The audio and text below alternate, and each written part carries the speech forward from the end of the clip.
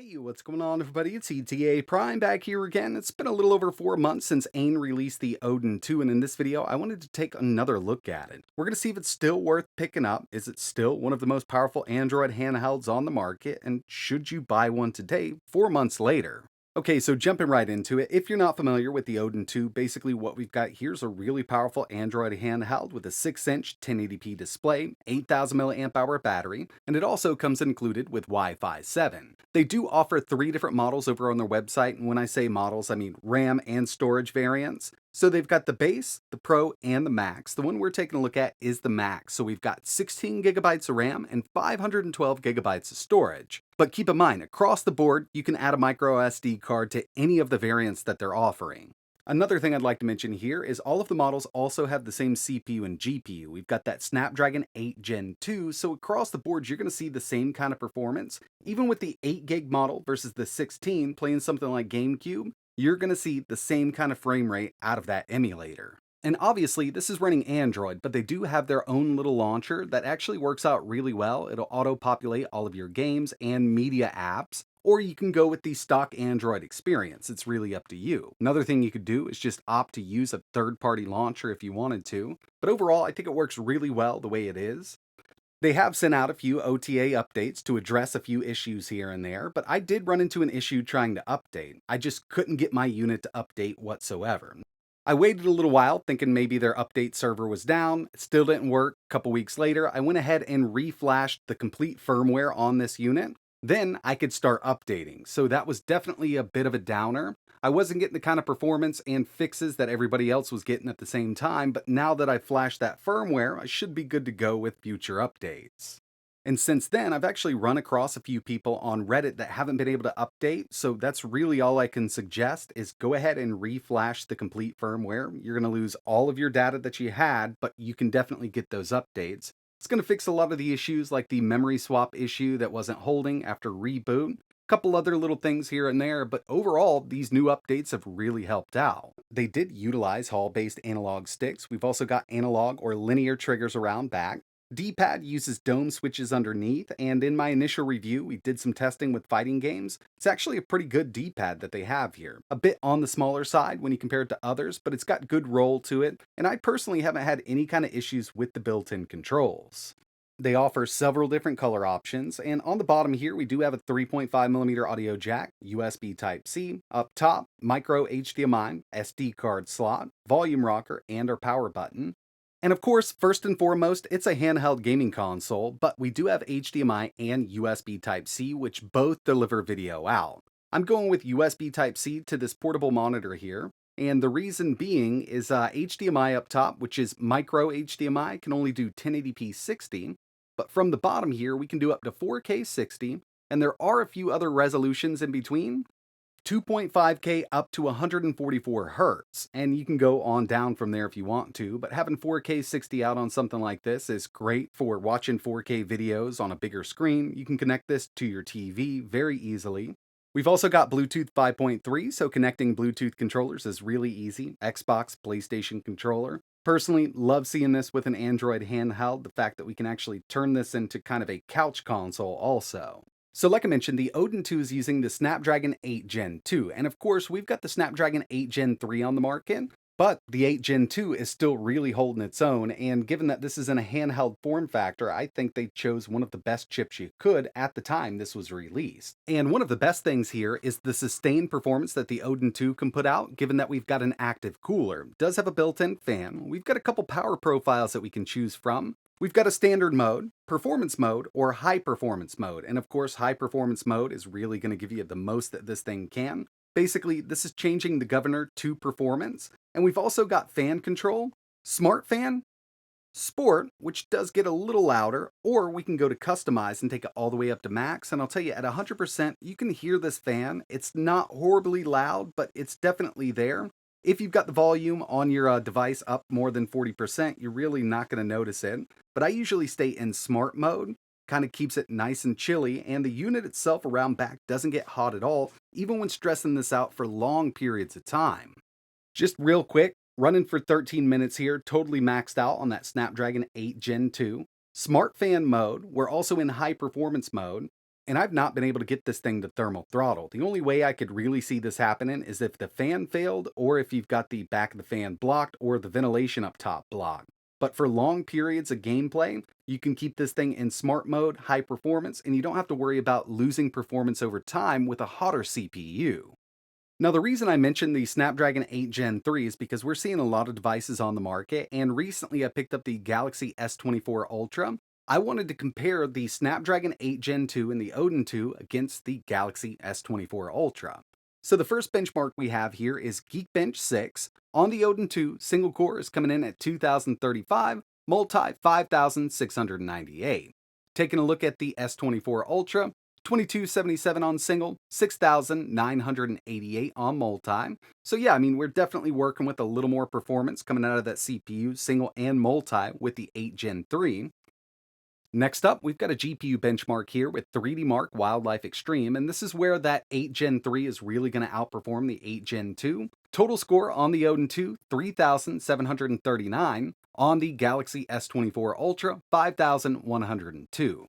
Qualcomm states that the GPU in the Snapdragon 8 Gen 3 is 25% more powerful than the 8 Gen 2, and yeah, throughout my test, I've definitely seen this. But one thing you got to keep in mind is a lot of the phones out there with that 8 Gen 3 don't have active cooling, so they will thermal throttle after a while. With the Odin 2, we've got that nice cooler built in, so again, that sustained performance really does help out.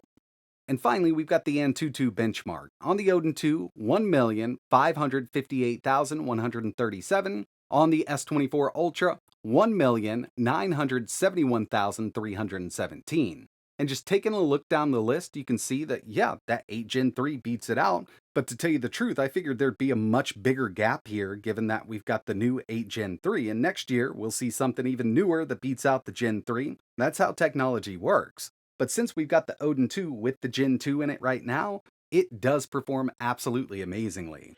So in my initial review, we couldn't get Fortnite to go to 60 FPS. It was just kind of locked out from the game. Wasn't anything about the chip. It'll definitely handle it. Now, with all of the latest updates to the game and the software, we can run this at 60 FPS, high settings, and I am at 100% resolution scale. Moving over to one of the hardest games to run on Android, Genshin Impact. We do have a built-in key mapper, so what we can do here is swipe over from the right-hand side at any time on the Odin 2. We can map the built-in physical keys to touch points on the screen and play games like Genshin Impact that just don't normally support controllers on Android. And we should already have controller support, but unfortunately we don't. This game runs amazingly on the Odin 2. We're at the highest settings, and we're also set to 60 FPS. The Odin 2 does have a built-in frame counter. I know it's a bit hard to see up in the top left-hand corner, but when it comes to native Android games, we've got more than enough power for anything on the market right now. So when it comes to Android gaming, the Odin 2 with that Snapdragon 8 Gen 2 will definitely handle it all. But one of the main reasons somebody would pick this up in the first place is for emulation. And that's where this thing really shines. So I'm not even going to show off some lower end stuff. This will do Dreamcast, it'll do N64, it'll do PSP, 7x scale if you want to go up that high, it's really up to you. First up, we've got some Gamecube using the Dolphin emulator, and I'm just using the basic Dolphin emulator from Google Play, no mods or anything like that. It's like the Crash series, it's really up to you, but again, we've only got a 1080p display, and I think 3x does scale really nicely on the Odin 2 screen. And for most of these PS2 games, I was using the Vulkan backend, but you could run into some that perform better with OpenGL. It's really kind of an experimental process. I mean, we're working with emulation here. These weren't meant to be played on a device like this. So with the Odin 2, we've got native Android game out of the way. It'll play anything on the store. You want to do some streaming, you could always do it. It's got built-in Wi-Fi 7, really fast, stable connection. As long as you've got a good router at the house, you shouldn't run into any issues. And of course, emulation is a treat on the Odin 2. But I gotta say, my favorite thing here is actually battery life. You really don't have to baby this unit to get great battery life out of it. It's got an 8,000 milliamp hour battery, and of course, if you were concerned trying to get the most out of it, you could get much more than what you're seeing here. But in performance mode, fans set to smart, Wi-Fi on, and the screen brightness at 80%, Game Boy Advance games, 22 hours of gameplay, Gamecube, 9 hours, and Android gaming with Fortnite, PUBG, and Genshin Impact, 7 hours of gaming. And keep in mind, this is straight gaming. This isn't starting and stopping. This is you start up a Game Boy Advance game and you can play it for 22 hours straight before this thing dies. Taking the screen brightness down, turning Wi-Fi off, maybe even going into low power mode, you could definitely net a lot more out of it. But with the settings I used here, this is what I got out of it, and I think that's some great battery life for a handheld gaming device. Okay, so here's the deal. This thing's putting out some great performance. We've got that Snapdragon 8 Gen 2. It's going to play all of your favorite Android games. You can stream your cloud games. You can do Steam Link, Moonlight all day long with the battery we have here. Emulation on this device is awesome. From NES all the way up to PS2, it'll even do some Switch games. I personally don't like showing it off. We do have access to Yuzu. Still a bit early for the emulator, but yeah, I mean, it'll play those games also. The D-pad isn't my favorite one on the market. I would have loved to have a conductive pad underneath it, but given that they did use those dome switches, it's not a bad D-pad for what we've got. Hall-based analog sticks, so you don't have to worry about stick drift. You can also recalibrate these directly from Odin software. We've also got two mappable rear buttons, and again, I want to mention sustained performance. So with a lot of the Android devices on the market right now, you're playing for 30 minutes, that thing gets hot, that CPU has to slow down to keep itself cool. With this, having that active cooler, we can go all day long in performance mode with the Odin 2. HDMI out and USB Type-C video out, so you can connect this to a larger display. In the end, yeah, we've got a lot of great features here, but the main thing you got to remember is this thing is powered by Android, so we're kind of limited there. We can play our Android games. Of course, you can emulate PC games using something like Box86, but it really can't compete with something like the Steam Deck or the ROG Ally. The Ally's running Windows, the Steam Deck's running Linux, and with the Odin 2, we've got an ARM-based SoC running Android. So the main thing you got to consider when thinking about purchasing something like this is what you want to do with the device. If you're looking for native Android games, streaming, and some emulation, this is awesome. The base is $299, Pro is $369 right now, and the Max is $459. If it was me, I'd go with the base. I know it's only got 8 gigs of RAM, but that's plenty for what we're going to be running on this device right now, and we can also add a micro SD card. So going with the base and then adding a 512 gigabyte micro SD card is going to bring you up to around $240. Not too bad for a nice little handheld like this. So yeah, those are my thoughts on the Odin 2 4 months later. I still think it's a great Android handheld, but there are other devices on the market that can outperform this. And if you want to spend a little more, then you'd probably be better off getting something like a Steam Deck. But if you know what you're getting into, you know exactly what you want, and the Odin 2 offers that, then be my guest. You can definitely pick one of these up, and I think you'll have a great time with it. But that's going to wrap it up for this video. Really appreciate you watching. If you've got any questions or you want to see anything else on the Odin 2, just let me know in the comments below. And if you're interested in learning a little more, I'll leave some links to their official website down below. But that's it for this one. Like always, thanks for watching.